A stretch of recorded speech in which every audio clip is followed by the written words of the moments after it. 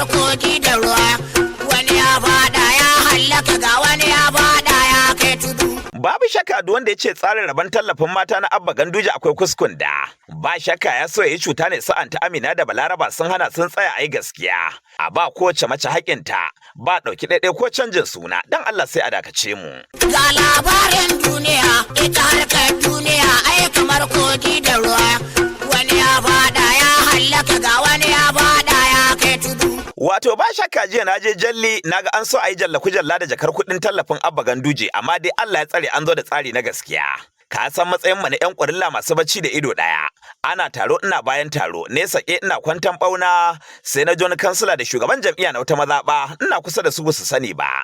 Sai na ji suna cewa kai Abba Ganduje akwai wayo. Kaga duk tsarin da muka yi muka sa suna wanda muke bukata, alama dai ana so a kau da wannan tsarin, ba mu za a ba kuɗin nan mu je mu raba mutane ba. Kuma idan ka masa honorable kansila zan faɗi sunanka har da jawabin naka in saki domin na ɗauka lokacin baka sani ba. Kun yi shuka tsambare da kwamaza a cikin gona su da sun lallaba sun tone muku. Sun tsaya akan wannan lamari sai an yi gaskiya an ba kowace mace haƙƙinta kan wannan kuɗi da kuka zana.